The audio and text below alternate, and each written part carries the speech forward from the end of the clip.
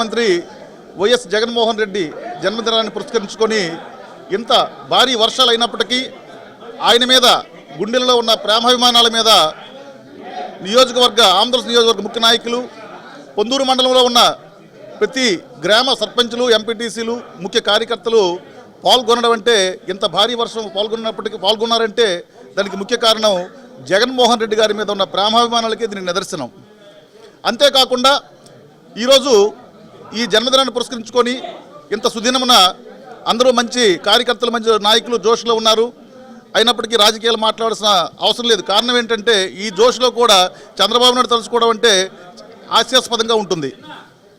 కారణం ఏంటంటే ఈరోజు లేనిపోని హామీలు, కళ్ళబుర్లు కబుర్లు, అబద్ధపు మాటలు, మోసగారి పూర్తి మాటలు, సూపర్ 6 అంటూ ప్రజలకి లేనిపోని హామీలు, ఇంటిలో ఉన్న కనబడిన ప్రతి పిల్లవాడికి 15,000, పెద్దవాడికి 30,000, నిరుద్యోగి భృతులు 40,000 అంటూ లేనిపోని అబద్ధపు హామీలతో, బోటపు హామీలతో ఈరోజు అధికారంలోకి వచ్చి పబ్లిక్ని ఎక్కడ ప్రజలు వాళ్ళు తిరస్కరిస్తారో, ఎక్కడైతే ప్రజలు వాళ్ళ తాలూకా కోపాగ్నికి బలవుతారని చెప్పేసి డైవర్షన్స్ పాలిటిక్స్ తీసుకొని ఈరోజు డైవర్షన్స్ పాలిటిక్స్ చేస్తున్నాడు.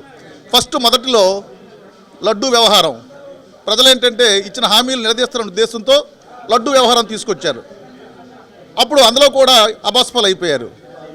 ఈరోజు విద్యుత్ ఛార్జీలు, రైతు భరోసాలు, రైతులకు 40,000 ఇస్తామని చెప్పేసి అధికారులు చేపట్టిన తర్వాత ₹1 కూడా ఈరోజు రైతుకి ఇవ్వలేదు. రైతులు ఎక్కడ నిలదీస్తారని చెప్పేసి ఉద్దేశంతో ఈ లేనిపోని డైవర్షన్ పాలిటిక్స్ అవలంబిస్తున్నాడు. అంతేకాకుండా మన పిల్లవాళ్ళకి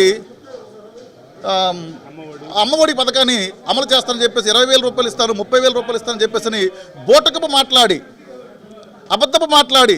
అబద్ధం ప్రచారం చేసి ఈరోజు అధికారం చేపట్టిన తర్వాత ఏదో పెద్ద ఉద్ధరించినట్టు జనరలైజ్డ్ స్కూల్లో, పాఠశాలలో ఎవ్రీ మంత్ కూడా పేరెంట్ టీచర్ అసోసియేషన్ మీటింగ్ అనేది సర్వసాధారణం. ఆ సర్వసాధారణ మీటింగ్ని పెద్ద భూతత్వంలో పెట్టేసి లేనిపోయిన అలంకరణలు చేసేసి ఈ హామీలు నిలదీస్తారని చెప్పేసి డైవర్షన్ పాలిటిక్స్ చేశారు.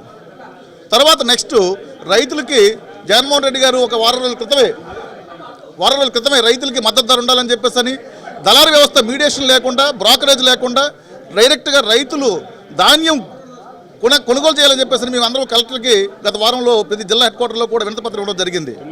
అది కూడా విస్మరించి ఈరోజు ఈ భారీ వర్షాలకి రైతులు అధోగతి పాలవుతున్నారు. ఈయన వస్తే అధికారంలోకి వస్తే అతివృష్టి లేదా అనావృష్టి అందరికీ మీకు తెలిసిన విషయమే. ఈరోజు అతివృష్టితో రైతులందరూ చక్కగా పోని ఈ చంద్రబాబు నాయుడు మోసపూరిత కారణాలతో, బోటకపు ప్రచారాలతో అధికారం చేపట్టి మాకు పథకాలు ఇవ్వనప్పటికీ పోనీ ఏదో పంట పండిందా అంటే ఆయన పుణ్యం అని చెప్పేసి ఈరోజు భారీ వర్షాలకి ఇదై పంటలు నాశనం అయిపోయాయి.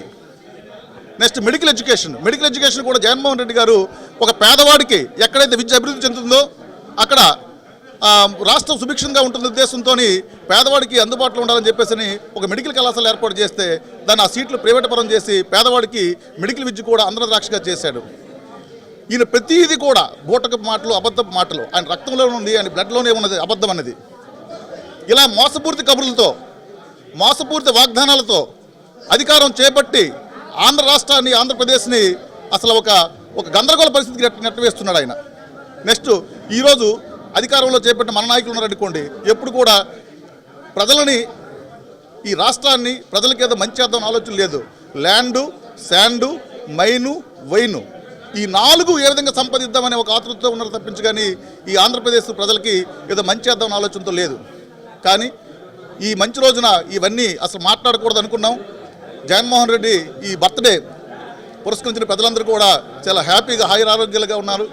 ఆయన ఆయురారోగ్యాలతో మళ్ళా త్వరలోనే అధికారాన్ని చేపట్టి ఈ ఆంధ్రప్రదేశ్ రాష్ట్రాన్ని కూడా ఒక మంచి తల్లిలో చెప్పిన భగవంతుడి శ్రీమన్నారాయణ కోరుకుంటున్నాను. Thank you.